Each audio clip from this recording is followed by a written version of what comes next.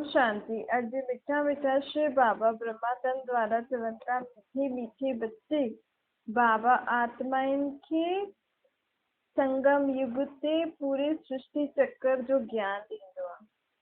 आत्मायूं केर आहिनि? परमात्मा जा ॿार आहिनि। परम पिता परमात्मा पाण विश्व जी सर्व आत्माउनि जो पीउ पाण खे हाणे विश्व जे आदि मध्य अंत जो ज्ञान थो ॿुधाए। इन सृष्टि ते अची करे सहज राजयोग जो अभ्यास थो कराए। भारत जो प्राचीन राजयोग मशहूर आहे न। दुनिया में त माण्हू हठ योग कंदा आहिनि, लेकिन परमात्मा अची करे पाण खे राजयोग सेखारींदो आहे। छो जी हाणे आत्मा खे पंहिंजो स्वराज प्राप्त करणो अथसि।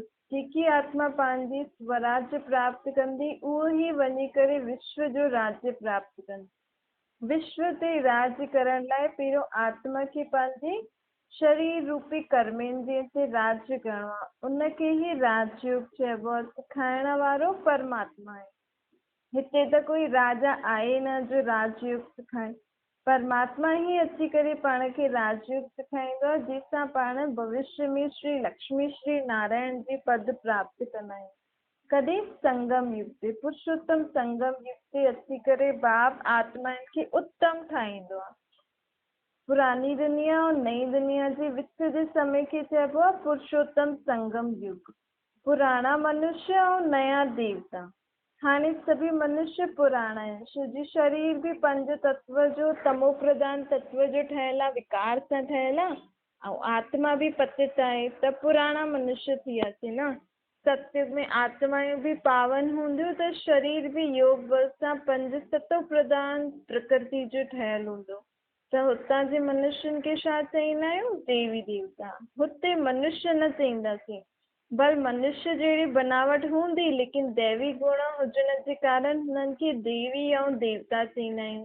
पवित्र रहंदा आहियूं न। बाप ॿारनि खे सम्झाइनि था काम आहे, शत्रु आहे। इहे रावण जो पहिरियों पहिरियों भूत आहे।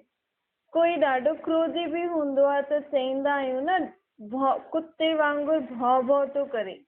इहे ॿ विकार मनुष्य आत्मा जा वॾा दुश्मन आहिनि। कहिड़ा? काम ऐं क्रोध।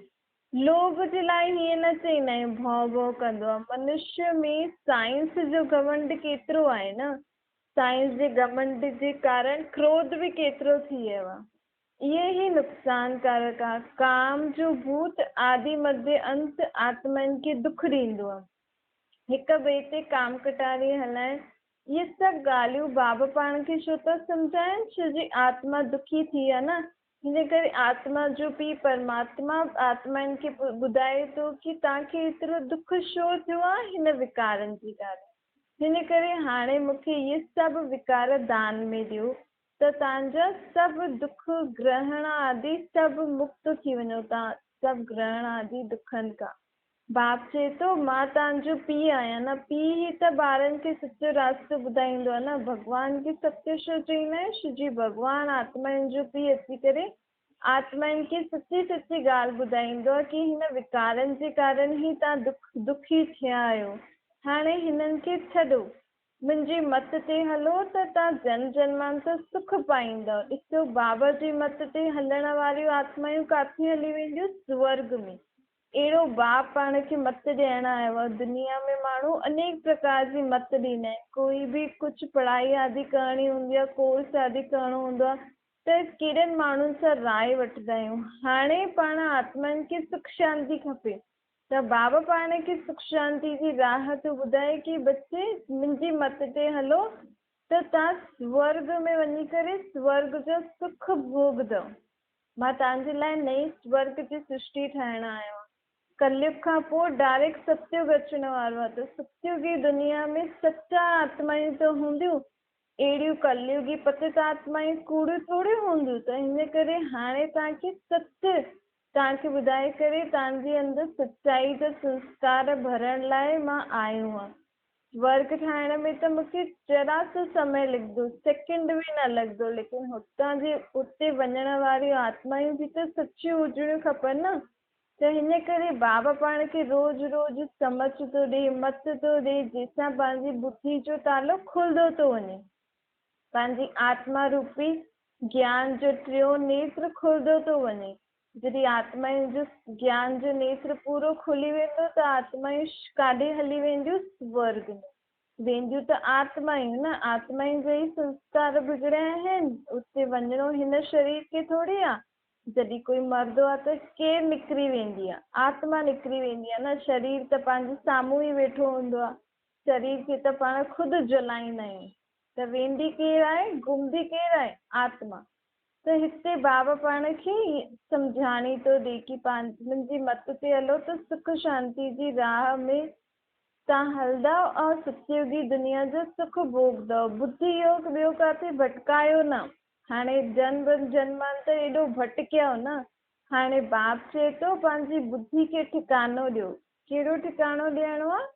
पंहिंजे पाण खे आत्मा सम्झी करे पंहिंजी बुद्धि सां पंहिंजे बाप खे पंहिंजे घर में, परमधाम घर में पंहिंजे बाप वटि बुद्धि योग टिकाइणो आहे।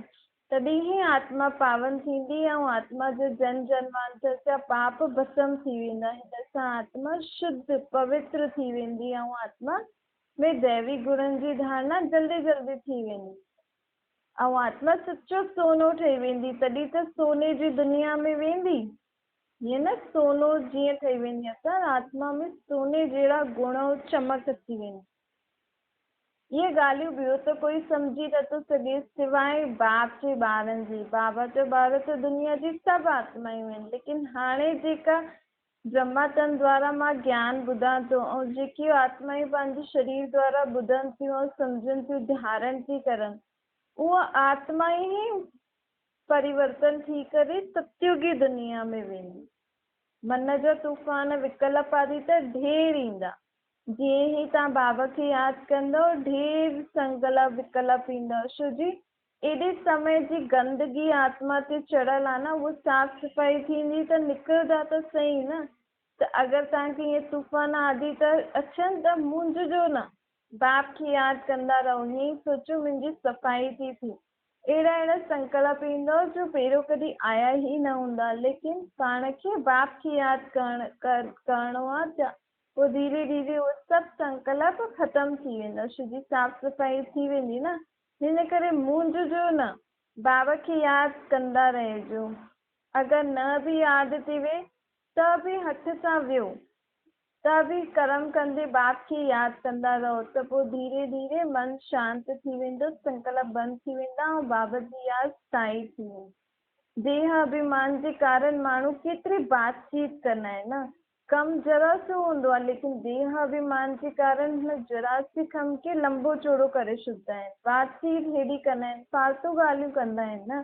बाबा चए थो देही अभिमानी थी करे कर्म कंदा त कर्म बि सुठो थी वेंदो, जल्दी बि थींदो, तव्हांखे थकावट बि न थींदी। देही अभिमानी थियण सां तव्हांजो बि कल्याण अथव, ॿियनि जो बि कल्याण आहे।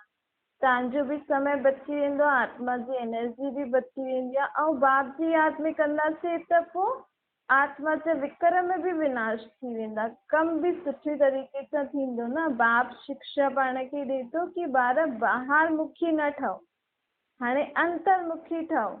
मां आत्मा हिन शरीर द्वारा बाप सां गॾु इहो कर्म थी कयां, इहे ई अंतर्मुखी आहे। कमु करणु छॾिणो न आहे, छो जी पाण खे कर्म भोग कर्म योग सां ई चुक्तो करणो आहे। जेका बि शरीर जा हिसाब किताब था अचनि या जेको बि जीवन में हेठि मथे थिए थो, उनखे चुक्तो कीअं करणो आहे? बाबा जी यादि में वेही करे कर्म करणो आहे, कर्म न छॾिणो आहे। पाण खे कर्म सन्यासी न ठाहिणो आहे। अंतर्मुखी वेही करे बाप खे यादि करे कर्म कंदा रहो। फुर्सत मिले त पोइ एकांत में वेही करे बाप खे यादि करण जो ॿियो अभ्यास करणो आहे। फालतू जर्मुई जगमुई ॻाल्हियुनि में समय न व्यर्थ करणो आहे। जबकि पतो आहे पंहिंजी आत्मा जे मथां केॾा जन्म जन्मांतर जा पाप चढ़ियल आहिनि, विकार आहिनि, त उहो कीअं निकिरंदा? सॼो ॾींहुं वेही करे त बाबा खे यादि न करणो आहे न। थोरो समय अभ्यास जे लाइ एकांत जो समय छत ते हली वञो, शांति सां बाबा खे यादि करो, या काथे सुबुह सुबुह जो ईअं शांति जी जॻह में वेही करे बाबा खे यादि करो। बाक़ी सॼो ॾींहुं थोरी वेही करे यादि करणो आहे। कर्म कंदे अंतर्मुखी थी करे बाप खे यादि करे कर्म बि करो ऐं पंहिंजे पापनि जी पंहिंजे पाप जन्म जन्मांतर जे पापनि सां मुक्त भी थींदा रहो। बाबा जी मत कोई लंबी चौड़ी थोड़ी आहे। सहज राजयोग आहे त बाबा जी मत भी सहज आहे। कहिड़ी आहे बाबा जी मत? उठंदे वेहंदे खाईंदे पीअंदे हलंदे सभु कुझु कंदे कंहिंसां गॾु रहो? बाप सां गॾु रहो। जॾहिं त आत्मा हिकदमि ग़रीब थी वई आहे न, कोई शक्ति आदि कोन अथव, धन भी सत्युग जे हिसाब सां त कुझु भी कोन अथव। तव्हां सभु बेगर थी विया आहियो न। हाणे मां तव्हां सभिनि बेगरनि खे प्रिंस ठाहिणा आहियो। त प्रिंस ठहिण लाइ पहिरियों आत्मा खे त पावन ठाहिणो पवंदो न। ऊच ते ऊच परम पिता परमात्मा आत्माउनि खे वरी खां मालो माल ठाहिणा आहियो। शक्तियुनि सां, गुणनि सां, कलाउनि सां भी, ऐं स्थूल धन त सत्युग में हुन अनुसार ई मिलंदो जेतिरो तव्हां हाणे ज्ञान ॿुधो था, धारण करो था, ॿियनि खे त ॿुधायो, उन अनुसार तव्हांखे धन मिलंदो। ॾिसो, बाबा खे यादि करण सां आत्मा हेल्दी थी वेंदी आहे। आत्मा में शक्ति अची वेंदी आहे, हेल्दी थी वेंदी आहे न। ऐं बाबा जे हिन सृष्टि चक्र जे ज्ञान सां हिनखे जेतिरो जेतिरो सम्झंदा वेंदव, जीवन में धारण कंदा वेंदव, ॿियनि खे ॿुधाईंदा रहंदव, ओतिरी तव्हांजी सत्युग जे लाइ वेल्थ अर्थात कमाई थी जमा थिए। त हिते हेल्थ वेल्थ ॿई कम थींदा आहिनि। जेको तव्हां बाबा खे यादि कंदा आहियो हुन सां तव्हांजी आत्मा हेल्दी थी थिए, ऐं ज्ञान सां पंहिंजे 21 जन्म जी कमाई थी थिए। ऐं जिते हेल्थ सुठी आहे, वेल्थ आहे, उते हैप्पीनेस आहे ई सही। परंतु हिन सभिनि जे लाइ मुख्य छा आहे? पवित्रता। पवित्रता सां ई सुख शांति ईंदी आहे न। त बाबा चए थो पवित्र रहो।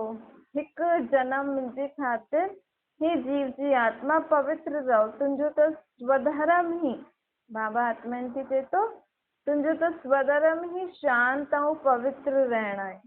त अशांति में रही करे ऐं विकारनि जे वश थी करे पाण खे कर्म न करिणो आहे। पंहिंजे धर्म जी स्मृति पाण खे बाबा ॾियारी अथई। पंहिंजी स्मृति, पंहिंजे घर जी, बाप जी स्मृति ॾियारी अथई न। त हाणे हुन अनुसार अगरि पाण कमु कंदासीं त ई जीवन में सुख ईंदो न। ॾिसो, धर्म में अगरि कोई पंहिंजे धर्म अनुसार कर्म कंदो आहे त सुठो लॻंदो आहे उन्हनि खे कि हा, असां पंहिंजे धर्मनि जे नियम अनुसार था हलूं। त पाण खे भी पंहिंजी पहचान मिली आहे कि मां शरीर न आत्मा आहियां। शरीर त हाणे ख़तम थी वेंदो, कल्ह ॿियो मिलंदो, लेकिन आत्मा त सदा आहे ई सही। त मुंहिंजो निजी धर्म कहिड़ो आहे? शांति ऐं पवित्र। त मूंखे पंहिंजो हर कर्म शांति सां ऐं शुद्धता सां करिणो आहे। तॾहिं ई मुंहिंजे जीवन में सुख शांति ईंदी। हाणे त सभिनि आत्माउनि जी वानप्रस्थ अवस्था अथव। बसि शरीर सां कोई नंढो भी आहे त बि हुन आत्मा जी वानप्रस्थ अवस्था आहे। वानप्रस्थ अवस्था अर्थात वाणी खां परे वञण जी अवस्था। माण्हू 60 वर्ष जी आयु खां पोइ सभु कुझु छॾे करे ॿारनि खे ॾेई करे भक्ति आदि कंदा हुया, गुरूअ वटि हली वेंदा हुया, वाणी खां परे अवस्था सोचंदा हुया। लेकिन बाबा पाण खे चए थो कि हाणे विश्व जी सर्व आत्माउनि जी वानप्रस्थ अवस्था आहे। सभिनि जो पाठ पूरो थी वियो। हाणे सभिनि खे पंहिंजो पंहिंजो शरीर छॾे करे काथे हलणो आहे? पंहिंजे घर, निर्वाण धाम, शांति धाम। हुते त आत्मा निराकारी रूप में रहंदी आहे न। निराकारी आत्मा त कुझु ॻाल्हाए न सघंदी, त शांति स्वरूप आहे। असली वाणी खां परे स्थान कहिड़ो आहे? उहो निराकारी धाम। हुन धाम में वञी करे पाण सभु आत्माऊं वानप्रस्थ थी वेंदियूं। अर्थात हिन सृष्टि जे खेल पाल खां परे पंहिंजे घर शांति धाम में विश्राम कंदा आहिनि। पोइ जॾहिं जंहिंजो समय ईंदो आहे उन अनुसार आत्मा ईंदी आहे ऐं पंहिंजो पाठ वधाईंदी आहे। हाणे बाबा चए थो इहे सृष्टि जो ड्रामो ख़तमु। हाणे पाण खे घर वञी करे वापसि खां हिन सृष्टि ते कॾहिं ईंदासीं? जॾहिं हिन दुनिया में स्वर्ग ईंदो। त बाबा चए थो कि हाणे ईअं न सोचो असां ॿुढा थोरी आहियूं, असां त जवान आहियूं, असां त नंढा ॿार आहियूं, असांजे लाइ थोरी इहो ज्ञान आहे या भॻवान खे असां थोरी यादि कंदासीं। परंतु बाबा चए थो चाहे शरीर खां त नंढा आहियो, लेकिन आत्मा त केॾनि समय खां धरती ते आई आहे न, पाठ वॼाए थी। आत्मा जे मथां केतिरो बोझो आहे, त उहो बोझो चुकतो कॾहिं कंदा वञा? हाणे ई समय आहे। जॾहिं ॾिसो था कलयुग जो अंत आहे, छा छा नथो थिए दुनिया में। सभु तूफ़ान आदि बाढ़ आदि माण्हुनि खे रोटी बि न आहे खाइण लाइ। ॾिसिजो अहिड़ो समय ईंदो कि माण्हुनि खे पत्ता घास बि खाइण पवंदी, छो जी रोटी न हूंदी न, अन्न न हूंदो त घास बि खाइणो पवंदो, पत्ता बि खाइणा पवंदा। त हिन करे उन समय अगरि तव्हां चईंदव कि न मूंखे त मखणु खपे, मूंखे इहो न खपे, मूंखे त इहा चीज़ खपे, हिन सां थोरी बुख हटंदी, त हुन समय तव्हांखे थोरी मिलंदो। हाणे खां ई पंहिंजी आत्मा में शक्ति भरणी आहे कि अंत समय कहिड़ो बि अचे, कीअं बि थिए, लेकिन असां पंहिंजे बाप जी याद में शरीर छॾूं। ईअं न कि हुन समय असांखे पिज़्ज़ा बर्गर या मखण जी यादि अचे कि मूंखे त इहो ई खपे, हिन जी यादि में पाण शरीर छॾूं था। अभ्यास हाणे खां ई करणो, जॾहिं परमात्मा जी यादि रहंदी त अंत समय कुझु बि यादि न रहंदो। बाप जी यादि में पाण सभु शरीर छॾे पंहिंजे घर हलंदासीं, पोइ ईंदासीं कॾहिं सतयुगी नई दुनिया में। सतयुगी नई दुनिया में त ॾाढा माल आदि मिलंदा खाइण लाइ, लेकिन हिते बाबा चए थो तव्हांखे रोटी वोटी छॾणी न अथव, सिर्फ़ु साधारण खाओ, साधारण रहो, साधारण रीति पंहिंजो हर कर्म कंदो रहो मुंहिंजी यादि में, छो ताकि तव्हांजो अंत समय मुंहिंजी यादि में निकिरे। ॾिसो ज़्यादा महांगी चीज़ अगरि यूज़ कंदव, ज़्यादा ऊचो खाईंदव ऐं आदत पइजी वेंदव त पोइ अंत समय उहा ई चीज़ ओड़ो ई रहण सहण यादि ईंदो न, पोइ बाबा त यादि न ईंदो न। हिन करे हाणे खां ई पंहिंजी सभु बुद्धि योग सभिनि मां हटाए करे जेतिरो थी सघे साधारण रहो, न ज़्यादा ऊच न ज़्यादा घटि।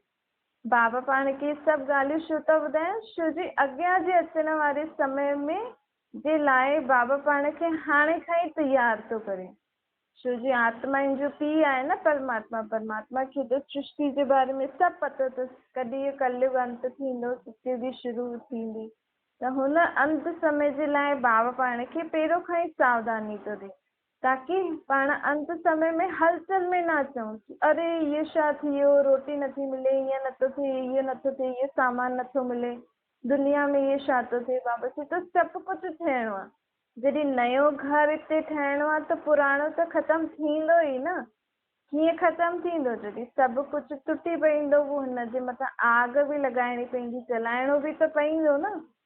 पोइ वञी करे हिकु ई बाढ़ सां पूरी सृष्टि जी सफ़ाई थी वेंदी, पोइ ख़ाली सृष्टि ते पाण स्वर्ग ठाहींदासीं, सोने हीरनि जी महल आदि थींदा। केॾी सहज ॻाल्हि आहे न, बाबा हर हिकु चीज़ सहज करे ॿुधाईंदा, छो जी ताकि ॿार बुद्धि सां सम्झनि, हाणे ई पंहिंजे पाण खे तयार करे छॾनि कि अॻियां वञी करे असांखे छा छा ॾिसणो आहे।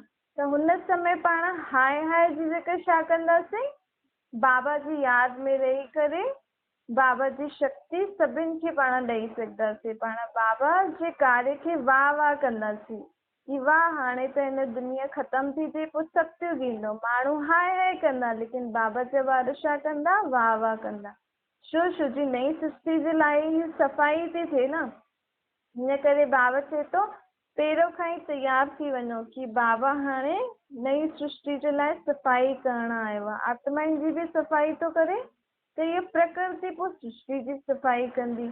सभु कम प्रकृति त कंदी, सृष्टि जी सफ़ाई कोई मनुष्य आत्मा थोड़ी करे सघंदी आहे, ये प्रकृति ही पूरी सृष्टि जी सफ़ाई कंदी। बाबा चवनि था ॾिसो कि हर 5000 साल में मूंखे हिकु बार सृष्टि जे अची करे आत्माउनि जी बि सफ़ाई करणी आहे ऐं पोइ इहा प्रकृति सृष्टि जी बि सफ़ाई कंदी। हीअ कोई नई ॻाल्हि न आहे भई 5 सालनि खां तव्हां हिन सृष्टि ते खेॾो था न, कॾहिं खां आया आहियो, सतयुग खां आया आहियो न। जॾहिं तव्हां राधे कृष्ण खे मञो था, लक्ष्मी नारायण खे यादि था करो, राम सीता खे यादि था करो, मुस्लिम छो न लक्ष्मी नारायण खे यादि था करनि, मुस्लिम छो राम सीता खे न पूॼंदा आहिनि, तव्हां ही छो था पूॼो, तव्हां ही छो था यादि करो। सिख माण्हू छो देवी देवताउनि जे मंदर में वञी करे उन्हनि जी पूॼा छो था करनि, हुननि खां सुख शांति जी मन्नत छो नथा मांगनि।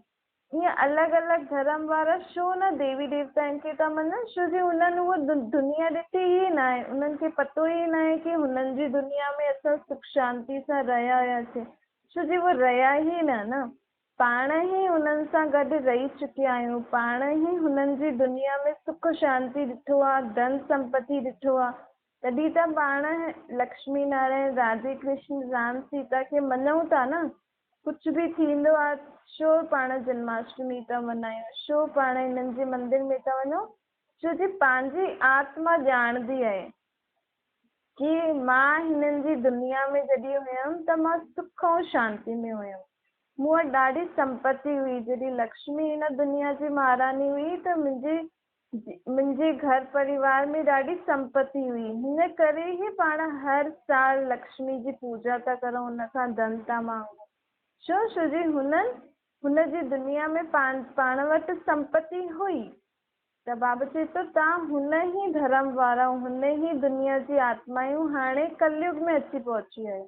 त हाणे तव्हां जागो ऐं पंहिंजे पाण खे वापसि सां हुन ई दुनिया में वञण जे लाइक़ु ठाहियो, त पोइ तव्हां हुन दुनिया में हली हलंदव। उनजे लाइ सहज उपाय आहे न, बाबा खे यादि करे पंहिंजी आत्मा खे शुद्ध ठाहिणो आहे, दैवी गुणनि जी धारणा करणी आहे ऐं ॿियनि खे बि ॿुधाइणो आहे कि कीअं परमात्मा अची करे पाण आत्माउनि खे स्वर्ग जे लाइ वरितो थो ॾे। वरितो त हिते ई वठी वञिणो आहे न, छो कि बाप धर्म स्थापक आहे न सतयुगी दुनिया जो। आदि सनातन देवी देवता धर्म जो स्थापक केरु आहे? निराकार परमात्मा बाप। त बाबा त हुन दुनिया में न ईंदा, छो जी बाबा सदैव अशरीरी आहे। वो शरीर वठी करे सतयुग में न ईंदा आहिनि। हिन करे सतयुगी दुनिया, बाबा जी दुनिया में केरु महाराजा महारानी ठहींदो, केरु कहिड़ी पद ते हूंदो, कंहिंखे केतिरी संपत्ति हूंदी, उहो सभु बाबा हाणे ई सभु पंहिंजो कर्म थो करे वञे, ताकी सतयुगी दुनिया में कोई बि माण्हू हिक ॿिए सां लड़ाई न करे कि तोखे एतिरो धन छो थी, तोखे छो थी। न, बाबा हाणे ई सभिनि आत्माउनि खे, सत्य त्रेता वारी आत्माउनि खे वरितो थो ॾे।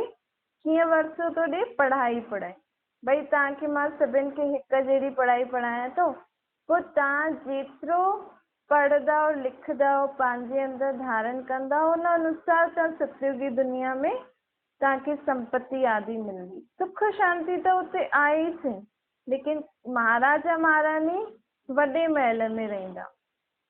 हुन खां पोइ हुनजी प्रजा दास दासियूं साहूकार प्रजा आदि नंढे नंढे महलनि में रहंदी न, त सुख शांति त हुन दास दासियुनि खे बि पंहिंजे घर में मिलंदो।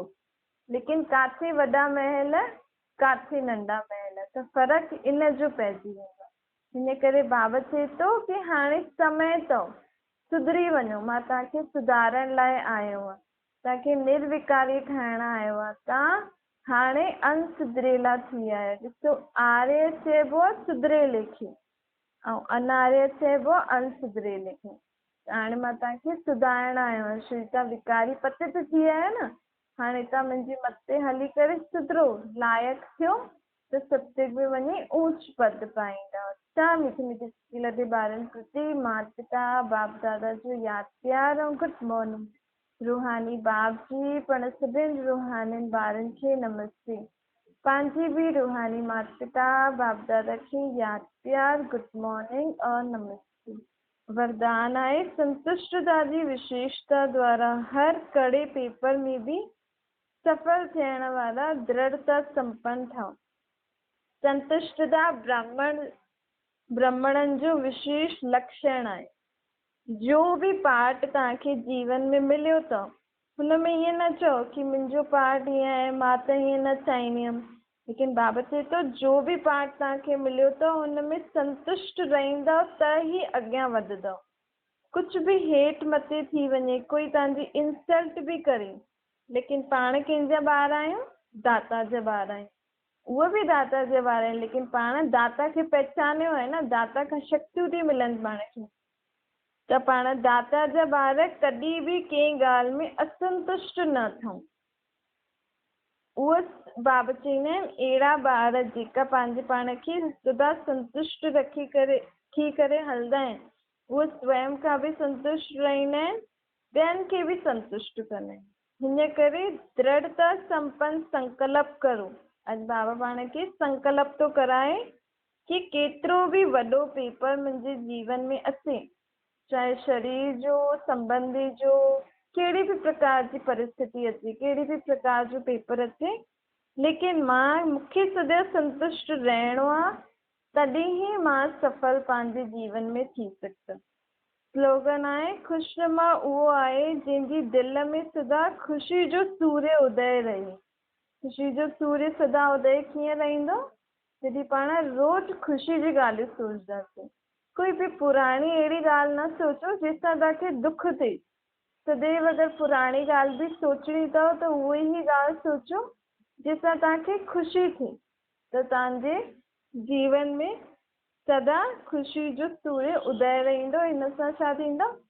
सूर्य छा कंदो? सभिनि खे किरणियूं ॾींदो आहे न, त तव्हांजी दिलि में सदा ख़ुशी जो सूर्य उदय है त तव्हां मां सभिनि खे कहिड़ी किरणियूं ईंदियूं? ख़ुशी जी ईंदी। त पोइ सभिनि खे ख़ुशी मिलंदी त उहो छा कंदा? तव्हांखे दुआयूं ॾींदा। ऐं इहे दुआयूं ई तव्हां जमा करे पोइ ॿिए जन्म वठंदो। अच्छा, ओम शांति।